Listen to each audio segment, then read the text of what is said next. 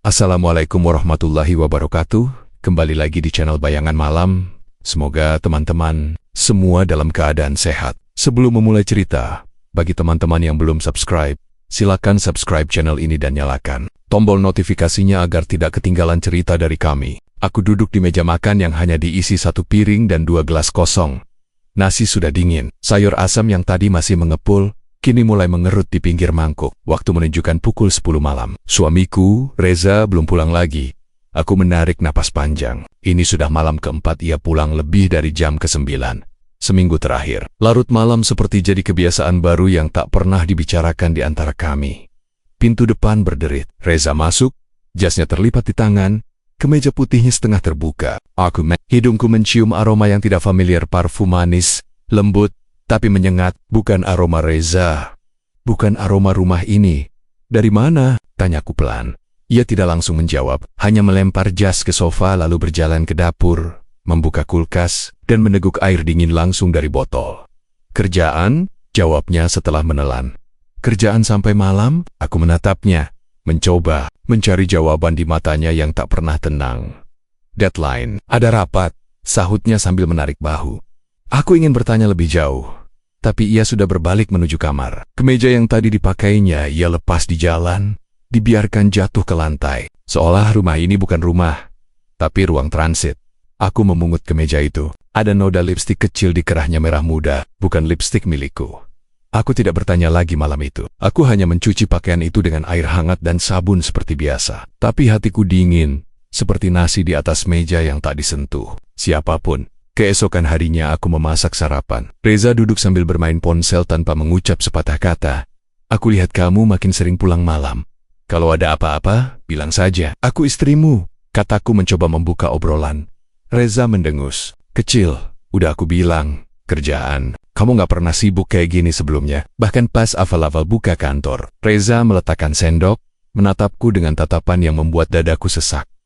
Apa yang kamu curigain? Aku cuma nanya. Ya udah, jangan nanya terus. Copek. Jawaban itu seperti tembok yang ditegakkan tanpa alasan. Aku memilih diam. Aku tahu jika aku lanjut bicara, Reza akan bangun, ambil jaket, dan pergi tanpa pamit seperti kemarin, seperti 2 hari lalu, dan mungkin seperti esok. Di kamar tidur, mataku tertuju pada foto pernikahan kami yang tergantung di dinding. Photos. Itu sudah mulai kusam. Aku menatap wajahku sendiri. Tersenyum dalam balutan gaun putih. Di sampingku, Reza memeluk bahuku, tertawa lebar. Saat itu dunia terasa utuh. Kini dunia itu seperti ruangan kosong. Dinginnya merambat dari lantai ke tulang. Aku meringkuk di pojok ranjang, menatap sisi tempat tidur Reza yang masih kosong. Sudah jam 10 malam. Tak ada kabar. Teleponku tak dijawab. Pesan hanya centang 2, tanpa balasan. Aku tidak menangis, tapi dadaku sesak. Bukan karena cemburu, tapi karena dijadikan asing di rumah sendiri. Dulu, sebelum menikah, Reza selalu menghubungiku, bahkan hanya untuk bilang ia sedang makan. Sekarang, keberadaanku tak lagi penting untuk disapa.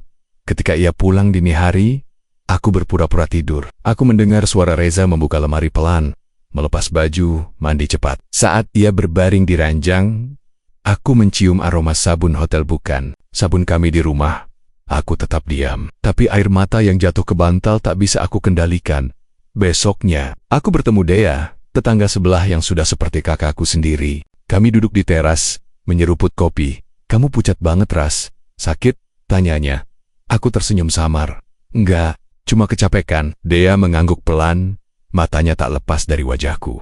Reza masih pulang malam, makin larut ya. Laki-laki, kalau udah mulai malas pulang cepat itu. Ya kamu tahu sendiri, Ras. Aku menatap cangkirku. Aku cuma pengen tahu kebenaran. Kalau emang dia bohong, ya udah. Tapi jangan bikin aku kayak orang bodoh di rumah sendiri. Jangan cari tahu pakai emosi, Ras. Tapi juga jangan terlalu sabar. Kalau kamu diam terus, dia pikir kamu gak peduli. Aku mengangguk, meski hatiku tetap, bukan karena takut kehilangan, tapi karena kecewa pada cinta yang aku rawat sendiri. Malam itu aku memutuskan untuk tidak menunggu di ruang makan. Aku duduk di kamar anakku, menatap bocah kecil itu yang tertidur pulas. Wajahnya damai, belum tahu betapa rumit dunia orang dewasa. Pukul 9 malam, Reza belum juga pulang. Aku keluar kamar, berdiri di ruang tamu yang gelap, lalu aku melihat kunci. Reza tergeletak di meja. Artinya, ia sudah pulang. tapi rumah tetap sepi. Aku melangkah ke kamar. Pintu tidak tertutup rapat. Suara samar terdengar dari dalam napas berat. Reza sedang menelepon. Iya, besok aku kabarin. Jangan WA, nanti dia. Lihat, aku juga kangen sayang. Aku mundur 3 langkah. Mataku terbuka lebar. Tapi air mataku tak jatuh. Keesokan malamnya, Rina sahabatku datang membawa plastik berisi tumis kangkung dan ayam goreng. Aku tadi masak kebanyakan. Masa aku makan sendiri sih? Katanya. Aku hanya mengangguk. Rina melangkah masuk, meletakkan makanan di dapur. Ia mengenakan blus ketat dengan bagian dada terbuka lebar dan legging tipis yang melekat di paha dan pinggul, menampilkan garis celana dalam yang tak perlu terlihat. Aku mencoba tersenyum. Tumben dandan banget buat ngantar makanan. Rina tertawa ringan. Ah kamu Ras, ini cuma baju rumah. Dalam hati aku menahan geli. Sejak kapan baju rumah seperti itu? Tapi aku tak bilang apa-apa, hanya memerhatikannya berjalan terlalu leluasa di rumahku membuka kulkas, lalu duduk di meja makan. Kamu gak masak? Tanya Rina sambil membuka nasi. Masak, tapi Reza belum pulang. Jawabku pendek, agak tajam. Rina menggigit bibir pelan. Masih suka lembur ya dia sekarang? Aku menoleh. Kamu tahu? Rina gugup sepersekian detik ya, kamu pernah ceritakan. Aku tersenyum tipis, sedikit bingung. Pernah. Ya. Malam itu aku mengantar Rina sampai teras. Setelah ia pergi, aku duduk lama sekali di ruang tamu. Hatiku seperti ditusuk jarum pelan-pelan. Ada rasa yang tidak bisa dijelaskan. Esok harinya, aku mencuci piring di dapur, sambil memperhatikan ponsel Reza yang tergeletak di meja. Biasanya ia selalu membawanya ke kamar mandi, ke kamar, bahkan ke dalam selimut. Tapi pagi itu ia lupa. Aku mengambil ponsel itu, membuka kuncinya, sidik jariku masih terdaftar. Jemariku gemetar saat membuka WhatsApp. Tak ada nama mencurigakan, tapi ada satu kontak bernama R ku buka. Isinya pendek-pendek, tapi dalam kamu. Enak banget semalam. Nanti jangan di rumah ya, aku takut dia curiga. Pakai parfum yang biasa kamu pakai waktu kita di Bali. Aku kangen baunya. Aku tidak menangis. Aku hanya meletakkan ponsel itu kembali ke meja, menarik napas panjang, lalu menyalakan kompor untuk menggoreng telur sarapan anakku. Tapi di kepalaku, suara itu terus berulang. Semalam, malam berikutnya, Rina datang lagi. Kali ini tanpa alasan. Aku lagi bosan di rumah sendiri terus. Katanya, ia duduk di sofa, meletakkan kakinya santai boken sempot, merapikan rambutnya di depan cermin ruang tamu. Kamu udah makan? Tanyaku. Udah sih. Tapi kalau ada makanan, aku nggak nolak. Aku ke dapur, menuangkan teh. Dalam hati, aku sudah tak bisa membedakan mana rasa sabar dan mana rasa muak. Saat aku kembali, Rina menerima teh itu dengan senyum lebar. Reza lembur lagi? Ya, tanyanya sambil menyeruput. Iya, kamu tahu dia di mana? Rina hampir tersedak. Maksudnya, kalau dia bilang lembur aku percaya. Tapi siapa tahu dia mampir ke rumah kamu buat numpang makan. Rina tersenyum paksa. Ya ampun, kamu mikir apa sih Ras? Gila aja kalau sampai kayak gitu. Aku menatap wajahnya lama sekali. Tak ada kata, tak ada cemooh. Tapi tatapan itu cukup, membuatnya buru-buru pamit lebih cepat dari biasanya. Pukul 9 malam, Reza belum pulang. Aku mengintip dari jendela, dan mataku membeku. Aku melihat Rina keluar dari gang kecil. Wajahnya tertutup masker. Ia naik ojek. Aku segera mengambil jaket, meminjam motor tetangga, dan membuntuti dari jauh. Ojek itu berhenti di depan sebuah hotel kecil di pinggir kota. Aku masuk ke lobi hotel, menunggu 5 menit. Lalu aku melihat Reza muncul dari arah berlawanan, melangkah masuk ke hotel yang sama. Dari seberang jalan, aku memarkir motorku. Langit malam itu gelap, gerimis turun pelan. Aku menyeberang dan berdiri diam di depan hotel. Resepsionis tak memperhatikanku. Aku naik ke lantai 2, menuju kamar ke-203. Dari dalam, terdengar suara samar tawa, lalu suara ranjang berderit, dan napas yang berat. Aku menutup mulut sendiri, napasku tercekat. Aku berdiri mematung di depan kamar itu, merasakan setiap suara yang menembus dinding seperti jarum menancap ke dadaku. Lalu aku mendengar suara itu. Reza, ayo. Terus, aku menahan muntah. Karena jijik, tapi karena aku mengenali suara itu. Suara yang selama ini menjadi sahabatku Rina. Perlahan, aku mundur. Lalu aku berlari turun, keluar hotel, kembali ke motor, dan memacu kendaraan tanpa arah. Hujan semakin deras, tapi aku tak peduli. Di tengah jalan yang gelap, aku berhenti di pinggir, menangis. Bukan menangis meraung, tapi diam dengan air mata, bercampur air hujan. Pagi harinya, Reza bersikap seolah tak terjadi apa-apa. Ia mencium anak kami sebelum berangkat, makan 2 suap, lalu pamit. Aku duduk di ruang tamu, menatap televisi yang tak menyala. Rina mengirim pesan, "Maaf, hari ini nggak bisa mampir ya, lagi agak pusing." Aku membaca pesan itu, lalu meletakkan ponsel pelan-pelan di meja. Pagi itu aku menyuapi anak sambil tersenyum. Seolah malam sebelumnya tak ada suara desahan di balik tembok hotel. Seolah sahabatku tak membuka kakinya untuk suamiku sendiri. Seolah semua baik-baik saja. Tapi dalam diriku, ada dinding yang sudah retak terlalu dalam untuk bisa diperbaiki. Reza duduk di meja makan, membaca ponsel sambil menyeruput kopi. Tatapannya biasa saja, tenang, tanpa rasa bersalah seolah malam kemarin hanya mimpi burukku yang tak penting. "Aku beli telur dan minyak nanti siang ya?" tanyaku. Reza hanya mengangguk tanpa menoleh.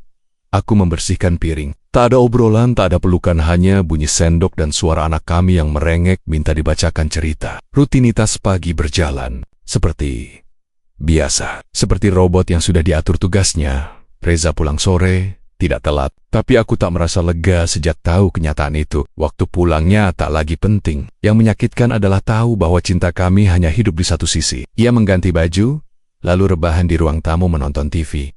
Aku duduk di dapur, mengupas. Bawang bau menyengat menusuk hidungku, tapi aku tak menangis. Mungkin mataku sudah lelah mengeluarkan air mata. "Zah," panggilku pelan. "Hem, kamu masih cinta aku?" Reza terdiam, lalu menjawab, "Kenapa nanya gitu? Aku pengen tahu aja." "I tak," menjawab lagi dan aku pun tak menunggu. Aku tahu jawabannya tak penting, karena kalau memang cinta, orang tak akan membagi tubuh dan hatinya di 2 tempat yang berbeda. 3 hari kemudian, Rina datang lagi membawa donat. Duduk di sofa sambil tertawa ringan. Aku menyambut seperti biasa.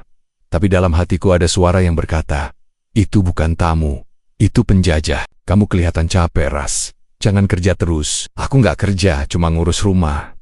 "Itu kerja juga berat." Malah, aku tersenyum. "Kamu tahu beratnya, tapi tetap tega." Rina terdiam. "Maksud kamu?" "Enggak, cuma ngomong sendiri." Rina merapikan rambutnya. Yang tergerai teh yang kusuguhkan masih mengepul. Saat ia berpamitan, aku berdiri terlalu dekat, lalu berbisik di telinganya, "Kamu jago ya? Bisa ketawa sambil tidur sama suami orang." Rina membeku. Aku tersenyum. "Hati-hati ya di jalan." Malam itu aku berbaring di ranjang. Reza di sebelahku, bermain ponsel membelakangiku. Punggungnya naik turun pelan. Aku memandanginya lama. "Zah," panggilku lagi. Kamu pernah mimpiin aku nggak?" Maksudnya mimpi tentang kita. Waktu dulu, awal nikah, ia menggeleng kecil. Aku menarik selimut hingga ke dada, menatap langit-langit. "Aneh ya, aku sering mimpi kamu. Tapi kamu nggak pernah mimpiin aku." Ia tak menanggapi, tetap menatap layar ponselnya, lalu membalik badan membelakangiku lagi. Aku mendekat, menempelkan tubuhku ke punggungnya. Ia tak bergerak. Aku menyentuh bahunya. "Pelons, kamu bisa tidur di sampingku, tapi menikmati tubuh orang lain? Hebat juga kamu." Reza mendadak tegang, tapi tetap diam. Aku pun tak menunggu jawaban.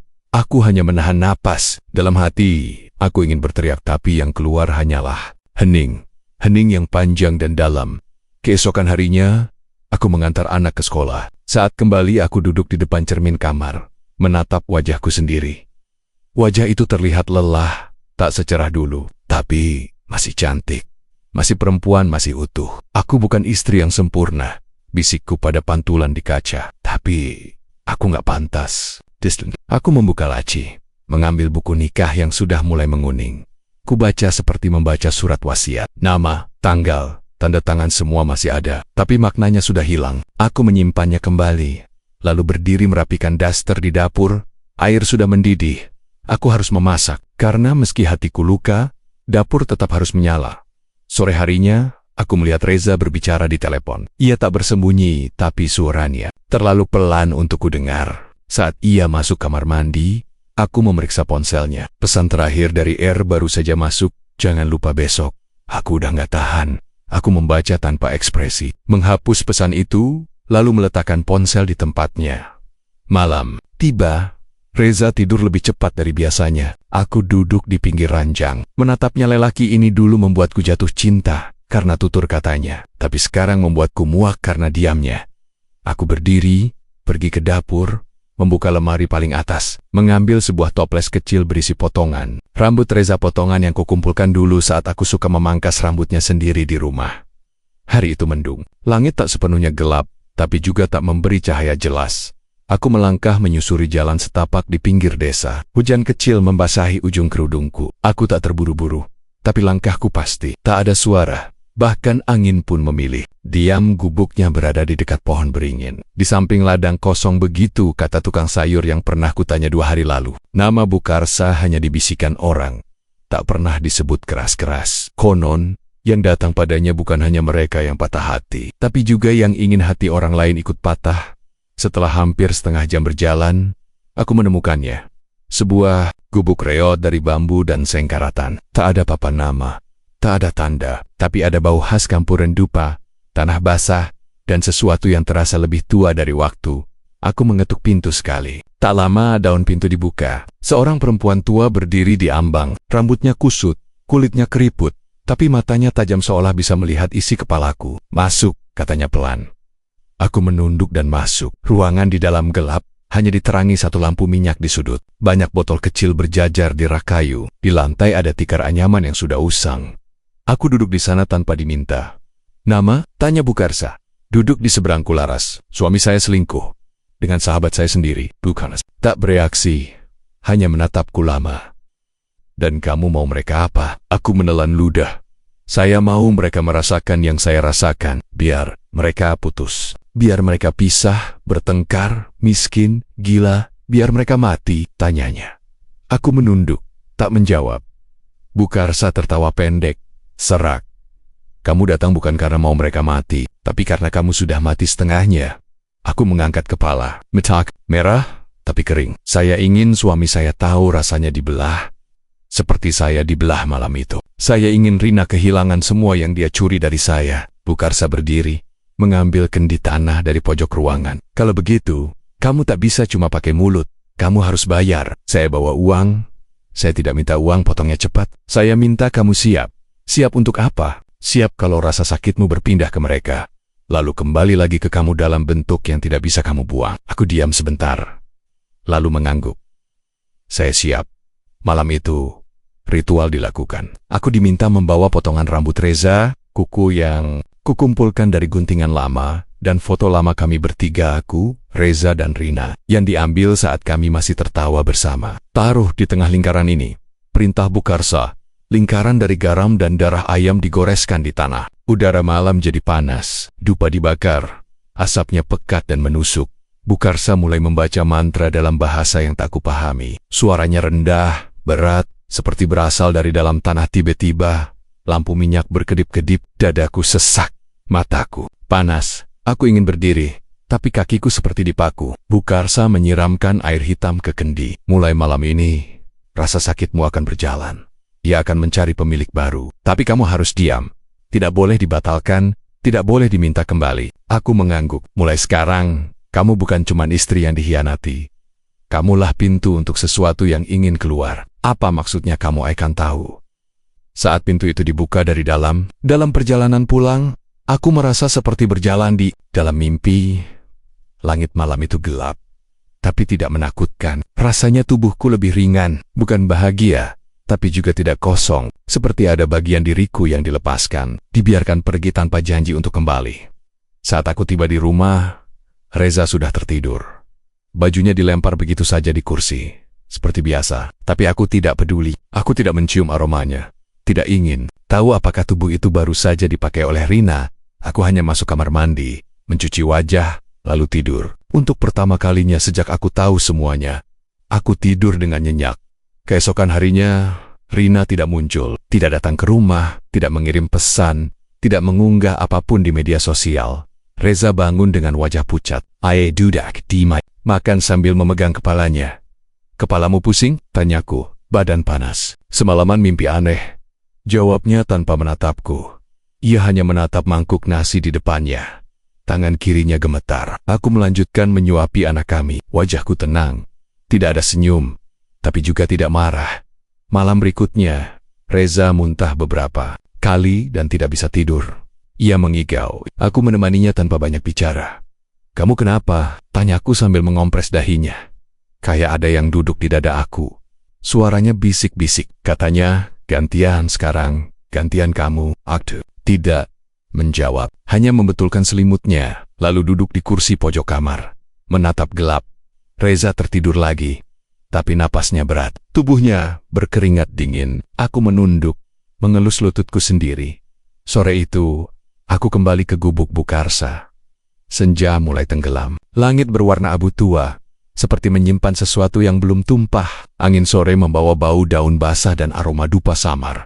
Aku membawa 3 benda dalam kain kecil, sehelai rambut Reza, kuku kaki Rina yang dayam-dayam kuambil saat dia mandi di rumah beberapa waktu lalu, dan sepucuk darah haidku sendiri yang kusimpan di kapas sejak beberapa hari lalu. Sesampainya di gubuk, Bukarsa sudah menunggu. Ia duduk bersila di tengah ruangan, dikelilingi botol, tulang ayam dan kendi tanah liat kosong. Sudah kamu siapkan? Tanya Bukarsa tanpa menoleh.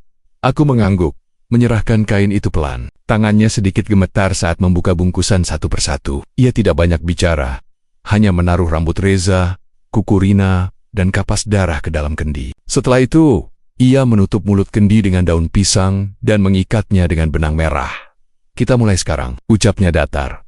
Apakah ini akan menyakiti mereka langsung? Tanyaku pelan, hampir tak terdengar. Bukarsa menatapku. Yang kamu minta bukan luka biasa. Yang kamu minta adalah hancur. Dan hancur itu tidak datang cepat. Datang perlahan, tapi pasti. Aku menunduk. Saya hanya ingin mereka merasa. Kamu tidak ingin mereka mati. Aku terdiam sejenak. Kalau harus sampai mati, biar mereka yang pilih jalannya sendiri. Ritual dimulai. Bukarsa menggambar lingkaran dari tanah kuburan dan arang. Di tengahnya, kendi tadi diletakkan. Dupa dinyalakan, bau menyengat memenuhi ruangan. Aku hidung sebentar tapi tak berkata apa-apa. Bukarsa duduk di ujung tikar, lalu menyembelih ayam hitam kecil di atas mangkuk tanah liat. Darahnya kental, merah tua. Ia mencelupkan jari ke dalam darah itu, lalu menorehkan lambang seperti mata di dahiku. Jangan tutup mata, biarkan semua masuk. Aku menahan napas, mataku terbuka lebar. Bukarsa melantunkan mantra. Suaranya berat, cepat, dan terdengar seperti berasal dari dalam bumi. Angin di luar bertiup kencang, genting gubuk berderak, api lampu minyak berkedip. Seketika kendi bergetar pelan, seolah ada sesuatu di dalamnya yang hidup. Bukarsa menyiramkan darah ayam ke tanah. Ini bukan permintaan, katanya sambil menaburkan serbuk hitam ke lingkaran. Ini perjanjian. Aku menarik napas. Dingin merambat dari ujung kakiku ke ubun-ubun. Kamu sudah buka pintu. Apapun yang datang setelah ini, itu tanggung jawabmu. Aku mengangguk. Tidak ada lagi ruang untuk ragu setelah selesai Bukarsa mengubur kendi itu di belakang gubuknya, tepat di bawah pohon pisang. Ia menyuruhku berdiri di depan gundukan tanah, mengucapkan 1 kali nama mereka, lalu diam. Reza, Rina, ucapku pelan. Bukarsa menancapkan lidi kecil di atas tanah, lalu menaburkan garam dan arang. Selesai, kamu bisa pulang. Aku bertanya apa-apa lagi. Hujan mulai turun tapi tidak deras. Langit malam seperti ikut tunduk. Udara jadi berat, seperti menahan sesuatu di antara awan dan bumi. Sepanjang perjalanan pulang, aku merasa ringan. Bukan bahagia, tapi tenang. Seperti beban yang selama ini duduk di dadaku telah digeser ke tempat lain. Tapi di balik punggungku, sesuatu berjalan pelan. Tidak terdengar, tidak terlihat, tapi ada menyusul langkahku. Sejajar dengan bayanganku sendiri. Saat sampai di rumah, Reza sudah tertidur. Lampu kamar dimatikan. Aku duduk di ruang tamu, masih memakai baju yang sama. Masih basah oleh gerimis. Aku menatap dinding depan, memikirkan banyak hal. Apakah aku salah? Apakah ini keterlaluan? Atau justru ini satu-satunya keadilan yang bisa aku ciptakan? Aku menyandarkan tubuh ke sofa, menutup mata. Dalam gelap, aku merasa ada yang duduk di lantai tidak jauh dariku. Tapi aku tidak membuka mata. Pagi harinya, Reza muntah di kamar mandi beberapa kali. Aku masuk, melihatnya jongkok sambil memegangi perut. Kamu kenapa? Tanyaku biasa saja, porakku perih. Kayak dililit sesuatu. Kemarin makan biasa aja, gak aneh-aneh. Aku memberinya air hangat. Ia meminumnya perlahan. Kamu demam. Reza mengangguk. Wajahnya pucat, bibirnya kering. Tidur lagi? Nanti aku buatin bubur. Ia hanya diam. Aku membantu membaringkannya di kasur. Reza tampak lemas, seperti tubuhnya tidak bisa melawan sesuatu. Aku duduk di ujung ranjang, mengelus selimut pelan.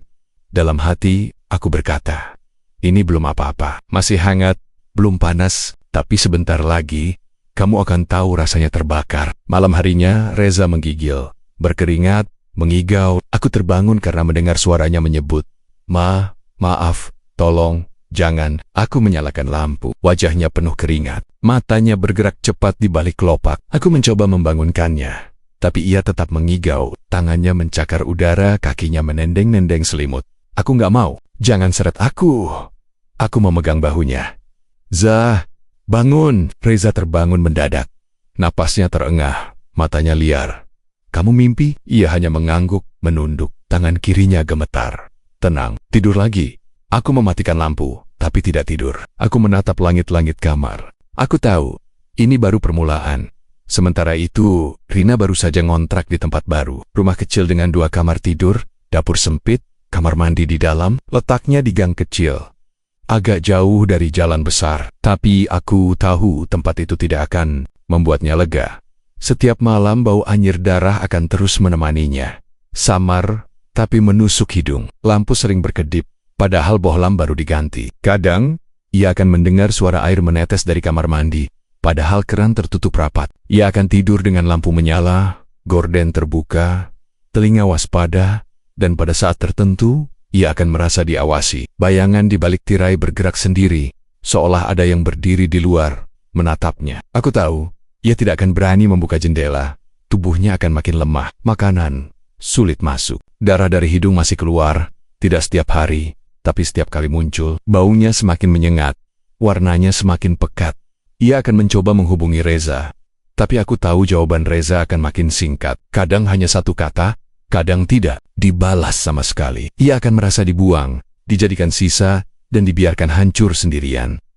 Rina mungkin pernah berkata pada Reza bahwa tempat kontrakan itu lebih tenang, lebih nyaman, dan bisa jadi awal baru untuk mereka. Aku tahu, Reza hanya mengangguk. Lelaki itu sudah mulai sering panas dingin.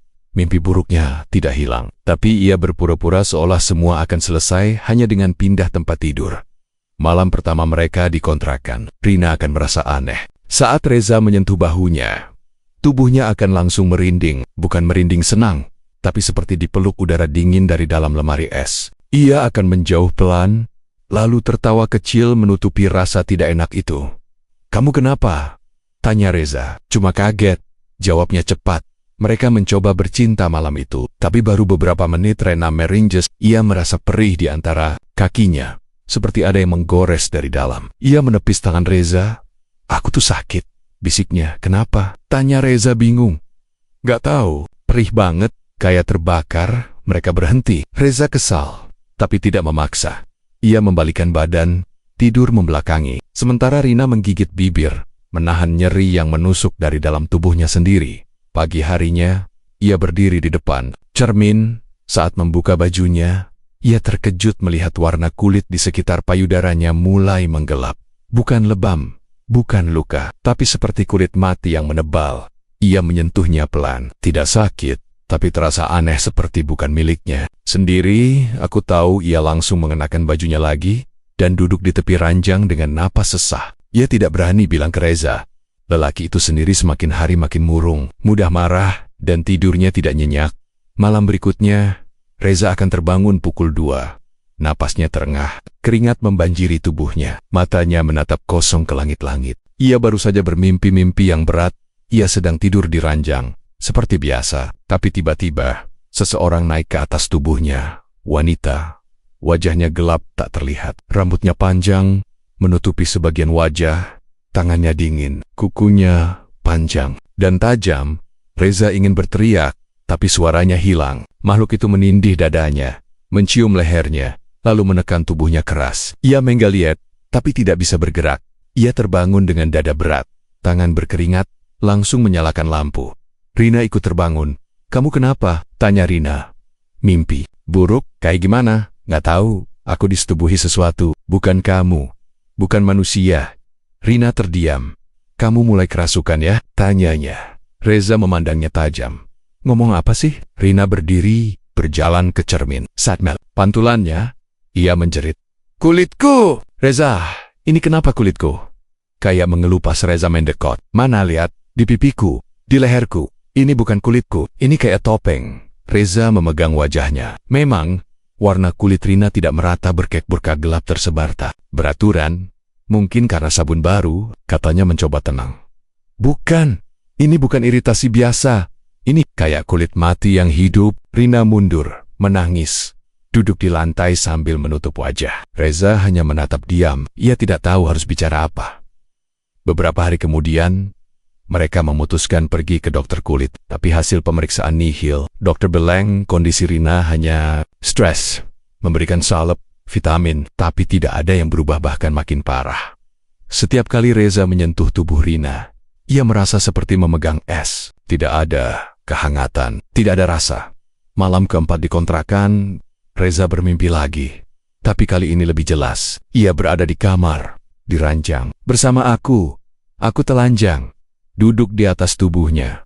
Mataku merah, lidahku panjang. Setiap kali kulit kami bersentuhan, kulit Reza melepuh dan menghitam.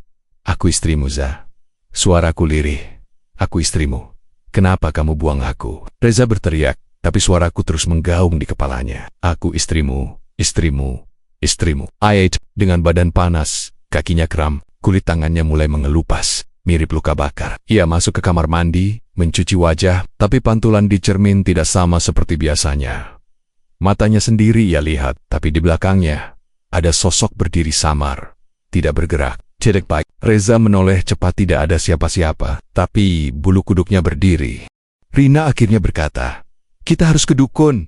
Reza menatapnya. "Kamu percaya itu? Lihat badan aku, lihat mataku. Kamu pikir ini karena sabun? Karena stres?" Reza menarik napas. Ia tidak bisa menyangkal. "Apa kamu pikir ini semua?" Dari laras, aku tahu Rina tidak langsung menjawab. Tapi aku juga tahu, dalam hatinya, ia sudah mengerti. Dia berubah sekarang, kata Reza pelan. Tatapannya beda, seolah-olah dia tahu semua yang terjadi. Kalau benar aku pelakunya. Reza juga tahu alasanku. Ia paham, aku tidak perlu marah untuk menghancurkan. Malam itu, Rina tidur dengan lampu menyala. Ia merasa ada yang berdiri di pojok kamar, tapi tidak berani menoleh. Ia memeluk bantal, menutup kepala, sementara Reza hanya duduk di ujung ranjang. Jari-jarinya yang mulai mengelupas. Tangannya menggigil, bukan karena dingin, tapi karena ia tahu ini bukan sakit biasa. Hari itu, matahari menggantung redup di langit. Angin sore bukannya sejuk, justru terasa berat menekan dadaku. Aku sedang menyapu halaman ketika suara langkah kaki terdengar dari ujung gang. Aku mendongak Reza berdiri di sana. Tubuhnya kurus, wajahnya cekung, kulit lengannya penuh luka dan bekas garukan. Bibirnya pecah, matanya kosong seperti orang yang tak tidur berhari-hari. Aku diam, tanganku tetap menyapu. Reza berjalan pelan menyurit kaki, sampai akhirnya berdiri, tepat di depan pintu pagar. Ras, suaranya serak, pelan, aku tak menjawab. Ia memegang pagar, menggenggamnya erat. Aku mohon, aku nggak tahu harus kemana lagi. Kamu sakit? Tanyaku datar. Masih memegang gagang sapu ia menggang. Air matanya jatuh. Aku nggak kuat, badanku gatal, panas. Aku mimpi terus, Lar. Mimpi yang sama. Aku diseret ke tempat gelap. Aku lihat kamu. Tapi kamu nggak nolong aku. Aku meletakkan sapu lalu berjalan mendekat ke pagar. Kamu takut mati, Za? Tanyaku pelan. Ia menggeleng cepat. Enggak, kamu bukan takut mati. Suaraku tetap datar. Perlahan, aku membuka pintu pagar. Kamu takut kehilangan tempat tidurmu yang hangat. Kamu takut kehilangan rumah yang dulu kamu abaikan. Rezat. Ia jatuh bersimpuh. Lututnya menyentuh tanah. Aku minta maaf. Aku salah. Aku nyesal. Aku nggak tahu semua ini bakal kayak gini. Kamu nyesal karena sakit, bukan karena dosa. Aku tahu aku salah. Aku tahu aku khianatin kamu. Suaranya parau, tersendat.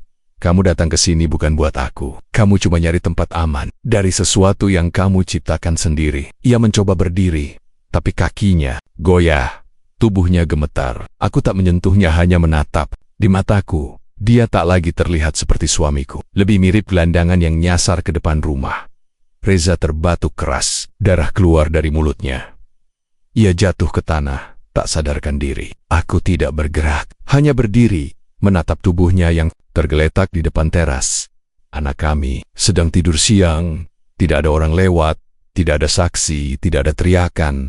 Aku melangkah masuk, menutup pintu, lalu duduk di kursi ruang tamu. Mataku menatap dinding penuh foto-foto pernikahan, ulang tahun anak, liburan keluarga. Semuanya masih rapi, tapi sudah lama kehilangan makna. 10 menit berlalu.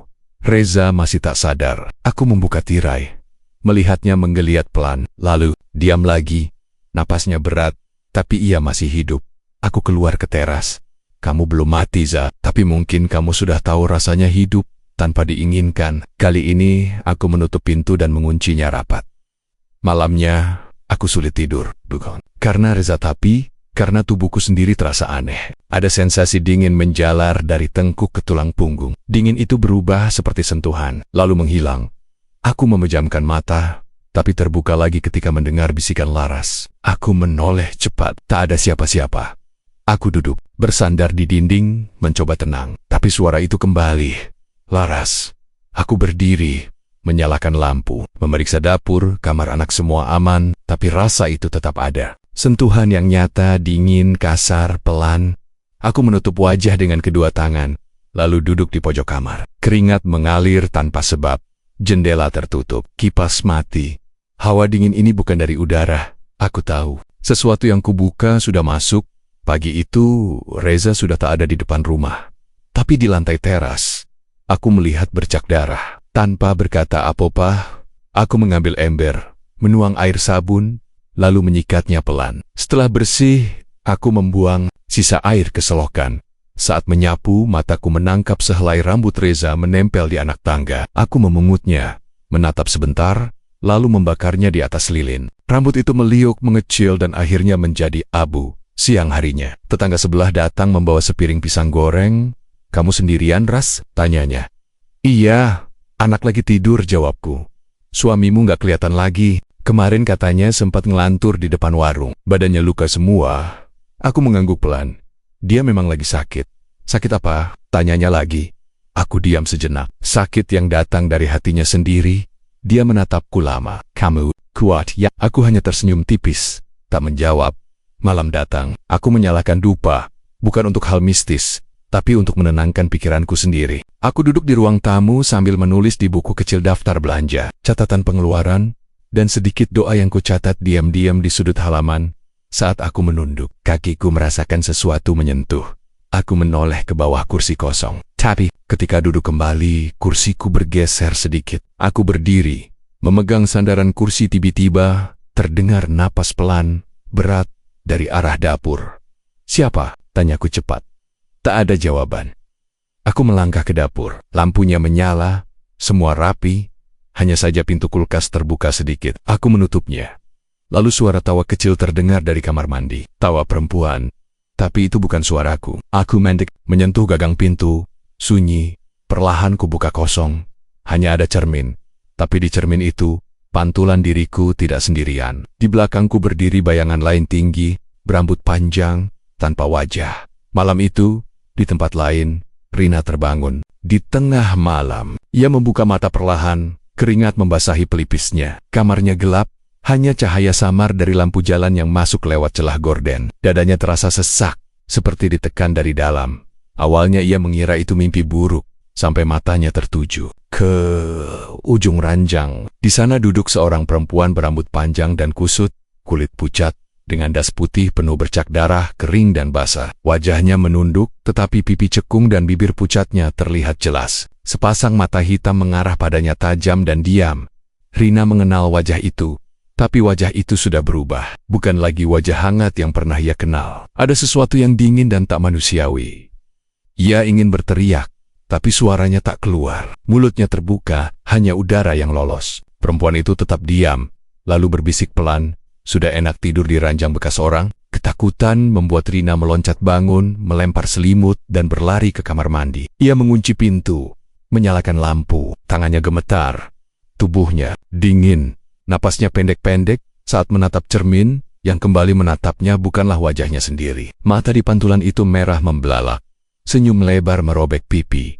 Kepala terbalik. Mulutnya bergerak seolah tertawa tanpa suara, namun suara tawa itu bergema di kepalanya.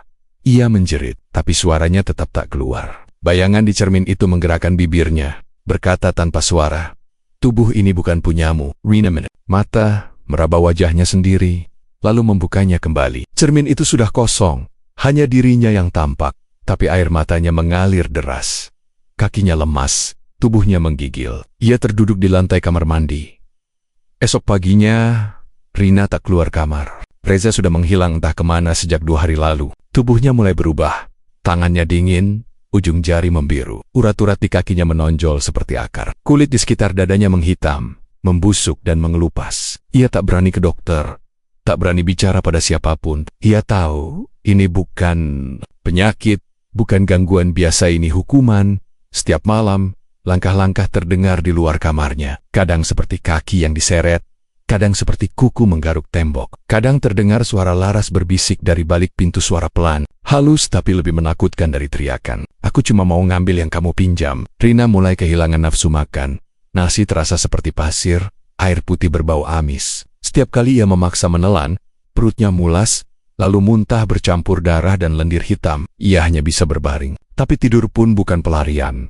Dalam mimpinya, tubuhnya diseret ke ladang gelap. Sekujur tubuhnya dibakar api. Tapi ia tak bisa mati. Hanya bisa menggeliat dan menjerit tanpa suara. Setiap kali terbangun, ia merasa ada yang berubah dari dirinya. Rambutnya rontok, bukan helaian tapi gumpalan. Kulit tangannya retak, dan dari sela-sela kukunya keluar cairan busuk seperti bangkai. Hari itu, Rina mencoba menelepon ibunya. Suaranya lemah, nyaris tak terdengar. Ia tak sanggup menjelaskan kenapa tak bisa pulang. Tak sanggup menjawab saat ditanya, "Kenapa kamu terdengar seperti orang sekarat?" Ia hanya berkata pelan, "Aku kedinginan, Bu." Setelah telepon ditutup, Rina memandangi telapak tangannya. Kilitnya seperti lapisan tipis plastik yang mulai melepuh. Ia membuka bajunya. Seluruh tubuh, paha, perut, payudara, leher sudah tak lagi berwarna manusiawi. Hijau keabu-abuan, berbau anyir menusuk. Ia mencoba mandi, menyiram tubuh dengan air hangat. Tapi yang keluar dari keran adalah air hitam. Ia menjerit, berlari keluar kamar mandi, terpeleset, lalu jatuh. Tubuhnya gemetar, mulutnya menganga, mata kosong. "Laras, maafin aku, tolong." Tak ada jawaban, hanya bisikan dari langit-langit kamar, "Kamu belum selesai." Sore itu, seekor kucing hitam duduk di depan pintu kontrakan. Matanya merah, tubuhnya kurus. Ia menatap ke dalam rumah tanpa bergerak. Rina mengintip dari sela jendela. "Kamu mau apa?" gumamnya. Kucing itu menjilat kakinya, lalu mengeong pelan, tapi suara meongnya terdengar seperti manusia yang menahan tangis. Malam kembali turun. Rina tidur dengan lampu menyala, tapi bayangan di tembok bergerak sendiri. Ia tahu ia tidak sendirian. Menutup mata, dan ketika membukanya lagi, ia sudah berada di sebuah kamar putih. Terbaring telanjang, tangan terikat. Laras berdiri di ujung ranjang, mengenakan daster putih berlumuran darah. "Sekarang gantian, Rin," ucapnya datar. "Aku cuma pengen kamu rasain satu hal." Lanjutnya sambil mendekat. Rasanya jadi mayat yang masih bisa merasa. Rina menangis, tapi air matanya berwarna hitam. Tubuhnya mulai membusuk. Ia mencium bau dari mulutnya sendiri, napasnya membuatnya mual. Ia tak tahu apakah ia masih hidup atau sudah menjadi mayat yang tak mati-mati. Laras melangkah pelan di jalan tanah yang pernah ia lalui pertama kali menuju gubuk itu. Angin sore berembus, tapi tak menenangkan. Lengket mendung. Awan bergulung seperti menahan beban berat seperti dirinya. Kepalanya penuh, bukan oleh penyesalan, tapi rasa takut yang diam-diam muncul. Rasa yang dulu hilang sejak malam ia menyerahkan rambut Reza, kukunya dan darahnya sendiri. Kini rasa itu kembali, tapi bentuknya berbeda. Lebih sunyi, lebih tajam, lebih dingin. Gubuk Bukarsa terlihat dari kejauhan. Tak berubah, masih gelap, masih sepi, tapi kali ini terasa lebih menekan. Seperti mulut yang terbuka dayam-dayam, menunggu ia masuk. Laras melangkah masuk tanpa mengetuk. Pintu tak terkunci. Bukarsa sudah duduk di tengah ruangan, menatapnya tanpa senyum. "Kamu datang lagi," ucapnya. Laras berdiri di ambang pintu. "Saya mau cabut semuanya." Bukarsa tak menjawab, hanya menatap dalam, sampai Laras berjalan masuk dan duduk bersila seperti terakhir kali. "Apa kamu merasa puas?" tanya Bukarsa. Aku menunduk. "Enggak," jawabku pelan.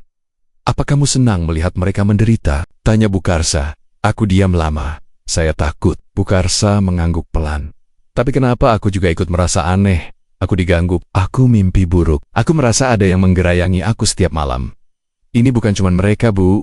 Aku juga kena." Bukarsa mencondongkan tubuh. "Karena kamu bukan lagi pengirim. Kamu sudah jadi bagian dari pengantar." Keningku berkerut. "Maksudnya, waktu kamu datang ke sini dan minta rasa sakitmu dipindahkan, kamu pikir itu barter satu arah? Kamu pikir kamu masih utuh setelah ritual itu?" Dadaku makin sesak. "Kamu bukan Laras yang dulu." Lanjutnya, "Kamu cuma sisa dendam yang dibungkus kulit manusia." Aku mau berhenti, potongku cepat. Aku mau lepas. Aku mau cabut semuanya. Aku nggak kuat. Bukarsa menggeleng. Santet bukan ranting, Laras. Bukan bisa dicabut begitu saja. Ia bukan luka, ia akar, dan akar itu sudah tumbuh dalam darahmu. Keringat dingin mengalir di wajahku. Saya mohon, kamu tak membunuh mereka, kata Bukarsa pelan tapi mantap. Kamu cuma membuka pintu. Yang masuk bukan aku yang tanggung. Aku berdiri. Kalau begitu, saya mau tutup pintunya. Ajari saya caranya. Ia tertawa pelan, hampir mengejek. Pintunya sudah bukan milikmu. Kamu pikir kamu yang pegang kunci? Tidak, Laras. Sejak kamu bilang iya waktu itu, kamu bukan pemilik rumah. Kamu cuma penyewa. Dan masa sewa itu sudah dibayar lunas oleh jiwa. Kakiku lemas. Aku terduduk, menggenggam ujung dasterku erat-erat. Aku nggak mau jadi bagian dari ini. Kamu sudah jadi, jawabnya datar. Kalau aku mati, apa selesai? Kalau kamu mati, kamu tetap menyisakan jejak. Karena dendam tak mati. Ia menempel di tulang, hidup di napas terakhir. Mataku memerah. Lalu kenapa kamu bantu aku waktu itu? Aku tidak. Aku hanya jalan. Kamu sendiri yang masuk. Dan kamu sendiri yang harus bertahan. Gubuk menjadi senyap. Hanya suara api dari lampu minyak yang sesekali berderak. Aku menunduk. Tangan kiriku terasa panas. Saat ku buka telapak tangan, kulitnya mulai mengelupas kecil-kecil. Apa ini? Tanyaku panik. Bayaran. Teruskan atau menyerah. Dwight bikin kamu hilang. Bedanya, yang satu lambat, yang satu cepat. Aku menarik napas dalam. Kalau aku minta maaf ke mereka, kalau aku bilang salah, Bukarsa tersenyum tipis. Kamu pikir mereka masih bisa dengar? Mereka sekarang hidup di rasa sakit, dan rasa sakit tak punya telinga. Malam menjelang saat aku berjalan pulang, langkahku pelan, menyeret tubuh sendiri. Jalanan sepi, hujan rintik mulai turun. Aku menatap langit yang tak menjawab.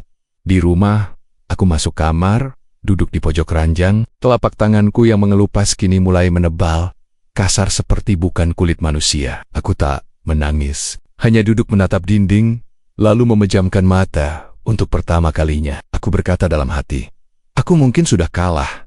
Tengah malam, aku kembali bermimpi. Bukan mimpi seperti biasanya. Aku melihat diriku sendiri berdiri di sebuah kamar kecil penuh cermin. Di setiap cermin, wajahku berbeda-beda. Ada aku yang menangis, ada yang tertawa, ada yang berlumur darah, ada yang berdiri telanjang sambil memeluk diri sendiri. Aku ingin keluar, tapi tak ada pintu. Dari belokong, suara pelan terdengar. Waktumu hampir habis. Aku terbangun, tapi tak ada siapa-siapa. Tiba-tiba semua cermin retak, darah menetes dari retakan itu, membakar kulit kakiku. Perlahan aku benar-benar terbangun. Pagi itu, aku duduk di ruang tengah, memandangi lantai dengan tatapan kosong. Di sebelahku televisi menyala tanpa suara. Anakku masih tidur. Sisa kopi dingin di atas meja belum kusentuh sejak subuh. Ponsel di meja bergetar. Nomor tidak dikenal. Aku menjawab, halo, apakah ini Ibu Laras? Ya, kami dari kepolisian. Kami menemukan kartu nama ibu di saku pria bernama Reza Firmansyah. Kami butuh ibu ke rumah sakit Bayangkara sekarang. Aku terdiam, suaraku datar. Kenapa? Suami ibu ditemukan meninggal dunia di kamar hotel. Sunyi. Aku hanya mengangguk kecil. Saya paham. Kututup telepon. Kutaruh kembali di meja. Tidak menangis, tidak panik. Hanya diam. Beberapa menit berlalu. Ia meraih cangkir kopi yang sudah dingin, meneguk sedikit, lalu menatap dinding. Bibirnya bergerak pelan. Ranjangmu dulu panas, sekarang semoga dingin. Kabar kematian Reza cepat menyebar. Polisi menyebut tidak ada tanda perampokan, tak ada barang hilang, dan tidak ada kerusakan pada pintu maupun jendela. Namun, tubuh Reza hancur.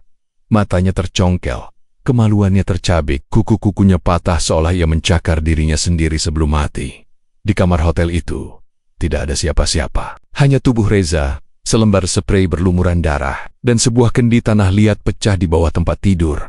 Laras tidak datang ke rumah sakit. Ia hanya mengirim pesan kepada polisi, meminta agar jenazah langsung dibawa ke rumah Ibu Reza. Ia juga tidak menghubungi keluarga. Laras hanya duduk di ruang tengah hingga sore, membiarkan waktu lewat seperti kereta yang tak lagi ia tunggu. Menjelang malam, tubuh Laras mulai menunjukkan tanda-tanda aneh. Awalnya, ia merasa pegal di punggung, mengira hanya kelelahan. Namun, saat mandi dan bercermin, ia melihat guratan gelap muncul di bawah kulit bahunya seperti urat mati yang perlahan naik ke permukaan. Ia menyentuhnya, tidak sakit, tapi dingin. Tak lama, kepalanya terasa pusing, parutnya moel. Bukan seperti masuk angin atau demam, melainkan seperti ada sesuatu di dalam tubuhnya yang menolak untuk tetap diam. Ia muntah di kamar mandi. Namun yang keluar bukan hanya cairan, ada gumpalan hitam kecil, lengket dan berbau busuk. Ia duduk di lantai, terengah. Kenapa baru sekarang? Gumamnya pelan. Dari dalam cermin terdengar suara samar. Kamu pikir kamu bisa kabur, Laras? I menoleh. Cermin tetap memantulkan wajahnya. Namun ada bayangan gelap di belakang. Bergerak pelan, Laras berdiri cepat. Melangkah mundur, tapi tubuhnya terasa berat. Urat-urat di kakinya kaku. Ia menyeret langkah kembali ke kamar dan berbaring. Tapi malam itu tak membiarkannya tidur. Pukul 2 dini hari. Laras menggeliat, napasnya pendek, tubuhnya berkeringat tapi dingin. Ia merasa kulitnya mengencang, seperti ditarik dari dalam. Tangannya bergerak pelan menggaruk lengan, dan kulitnya mulai mengelupas. Ia menyalakan lampu. Tangannya kini benar-benar berubah warnanya, abu kecoklatan, seperti mayat yang baru diangkat dari lumpur. Kuku-kukunya mulai menghitam. Ini bukan bagian dari perjanjian, bisiknya lirih. Tak ada yang menjawab, hanya suara tawa kecil dari sudut kamar. Laras menoleh cepat kosong, tapi ia tahu suara itu nyata. Ia memejamkan mata, menggigit bibir. Kalau ini harga dari semua yang aku lakukan, biarlah aku bayar lunas malam ini. Namun tubuhnya tidak menyerah secepat itu. Justru rasa sakit semakin menjadi. Di antara tidur dan sadar, ia melihat dirinya berdiri di kamar hotel tempat Reza mati. Ranjang yang sama, bercak darah yang sama, kendi pecah yang sama, tapi Reza tak ada. Sebagai gantinya, ada dirinya sendiri telanjang, berdarah, tersenyum. Laras yang lain itu memegang lehernya, berbisik di telinga. Kita sudah satu sekarang. Laras terbangun dengan tubuh gemetar. Seluruh kasur basah oleh keringat. Pagi harinya, aku memandangi wajah anakku yang masih tertidur. Masih polos, masih bersih. Aku mengusap kepalanya perlahan, lalu beranjak menuju dapur. Tangan ini bergetar ketika menuang air panas ke cangkir. Namun aku memaksa diriku tetap tenang di dalam hati. Aku tahu waktuku tak lama. Akar itu sudah tumbuh penuh. Tubuhku hanyalah wadah, dan wadah itu sebentar lagi akan pecah. Sore harinya dia datang. Kamu dengar soal Reza? Tanyanya. Aku mengangguk. Sudah, tubuhnya, katanya hancur. Kayak bukan dibunuh orang, tapi dicabik dari dalam. Aku menatapnya. Dosa memang begitu. Kadang datangnya bukan lewat peluru, tapi dari perut sendiri. Dia menggigit bibir, tampak bingung. Aku nggak mau nuduh ya, Ras. Tapi kamu ngerasa aneh, mukamu pucat, jalanmu berat. Aku menarik napas panjang. Ujarku pelan. Kalau suatu hari aku nggak bangun lagi, tolong anakku kamu titip sebentar. Dia terperangah. Jangan ngomong gitu. Aku serius. Ayah hanya mengangguk, meski wajahnya masih penuh tanda tanya. Malam itu, aku mandi, membuka bajuku perlahan, lalu berdiri di depan cermin. Pantulan tubuhku tak lagi utuh. Urat-urat biru kehitaman merambat di bawah kulit. Kulitku tampak seperti pernah mati, lalu dipaksa hidup lagi. Aku menyentuh wajahku sendiri. Kalau ini balasan, aku terima, bisikku. Tapi dari dalam diriku, suara lain berbisik balik. Belum selesai, Laras. Belum. Malam itu rumahku terasa kosong. Tapi bukan sepi. Listrik menyala. Lampu ruang tengah terang, televisi menyala tanpa suara. Namun hawa di rumah sedingin liang kubur. Anakku sudah dibawa Dea 2 hari lalu, atas permintaanku sendiri. Katanya, untuk istirahat. Tapi sebenarnya, aku hanya ingin memastikan tak ada yang terseret bersamaku saat waktuku tiba. Jam di dinding menunjukkan tengah malam. Udara makin berat, tanpa angin. Tapi tirai bergoyang perlahan, seolah ada seseorang berjalan. Melewatinya, aku berdiri. Langkah terasa berat, bukan lumpuh. Tapi seperti tubuh ini menolak hidup, dan juga tak mau mati. Aku menuju kamar, mengambil mukena, lalu berdiri di atas sajadah. Cuma salat, bisikku. Cuma itu yang bisa aku lakukan. Aku takyuk. Tuhan masih mau mendengarku, tapi aku tetap mencoba. Takbir, mulutku mulai membaca niat, suaraku tercekat. Baru setengah ayat, bulu kudukku berdiri. Ada hawa di belakangku. Bukan hembusan angin, tapi napas seseorang. Aku tetap melanjutkan. Saat rukuk, terdengar langkah pelan. Saat sujud, langkah itu makin dekat. Dan ketika aku duduk di antara 2 sujud, aku membuka mata. Dan di dinding depan, menjulang sebuah bayangan hitam. Bukan bayanganku. Aku tak berani menoleh. Menunduk. Gemetar. Pergi, bisikku. Tapi bayangan itu tetap berdiri di belakangku. Tak bergerak, tak menjawab. seperti penjaga atau penkabat setelah salat. Aku kembali ke kamar, berdiri di depan cermin, ingin melihat wajah. Tangan kiriku sudah menghitam, kuku nyaris copot, sisi perutku membiru. Tapi yang ingin kulihat mataku, aku menyalakan lampu meja. Kosong. Cermin itu memantulkan ruangan, tapi tidak diriku. Kenapa? Bisikku pelan. Tanganku menyentuh wajahku sendiri. Kulitnya nyata, tapi pantulannya tak ada. Aku tersenyum miris. Sudah ya, aku bahkan tak bisa melihat diriku sendiri. Tiba-tiba, dari kamar mandi terdengar suara air mengalir. Aku menoleh. Keran menyala sendiri. Kamar mandi kosong, tapi uap memenuhi ruangan. Di cermin dari embun yang menempel, muncul tulisan samar. Aku di sini. Langkahku mundur. Napas terasa berat. Lalu terdengar suara kursi diseret. Dari dapur aku berjalan pelan ke sana. Semua peralatan mati. Kampa mati. Tapi langkah-langkah itu seperti menari di atas ubin dapur. Reza, gumamku, tak ada jawaban. Namun aroma itu datang. Tubuh mereka. Parfum Reza. Sabun Rina menyatu. Tidak wangi, tapi menyesakkan. Seperti bau mayat yang dibungkus baju yang dulu pernah kucintai. Aku kembali ke ruang tengah. Duduk, dan suara itu datang lagi. Tawa mereka dari kamar mandi. Langkah Reza dari kamar tidur. Desah mereka saat bercinta. Di belakang tubuhku yang tertidur, kini semua suara itu hidup, mengisi rumah. Yang seharusnya sunyi, aku menutup telinga. Cukup, cukup, aku nggak mau dengar lagi. Tapi suara itu semakin keras. Suara ranjang bergoyang. Suara piring pecah. Suara Reza memanggil namaku. Dan suara tawa Rina, tepat di belakangku. Aku bangkit, meraih kendi kecil yang dulu pernah aku ambil dari tempat buarsa. Kusimpan diam-diam. Entah kenapa aku lempar kendi. Itu ke lantai. Kendi itu pecah. Dari selania cairan hitam merembes, membentuk lingkaran di lantai. Aku berlutut, menyentuh cairan itu. Kalau ini akhirku, cepatlah. Jangan buat aku menunggu lebih lama. Tapi kematian tak juga datang. Yang datang, hanyalah tawa-tawa. Tawa itu terdengar seperti milikku, tapi bukan dari mulutku. Suara itu berasal dari cermin-cermin yang tak lagi memantulkan diriku. Aku menatapnya lagi. Dan kali ini, cermin itu menampakkan sesuatu. Sosokku berdiri telanjang, tubuh busuk, wajah tanpa mata tapi tersenyum. Sosok itu mendekat dari balik kaca dan berbisik. Kamu sudah mati sejak kamu bilang iya. Laras yang hidup sekarang cuma bayangan dendam. Aku mundur, langkahku terseret. Aku berdiri di ambang pintu depan, membukanya. Angin malam masuk, membawa suara Reza dari kejauhan. Laras, Laras, aku menangis, tapi tak ada air mata yang jatuh. Aku nggak mau mati, bisikku. Aku cuma mau mereka tahu rasanya disakiti. Tapi langkahku semakin berat. Saat aku berjalan ke tengah halaman, tubuhku mulai memudar. Semakin transparan, semakin kabur. Semakin tak ada. Rumah itu tetap terang, tapi kosong.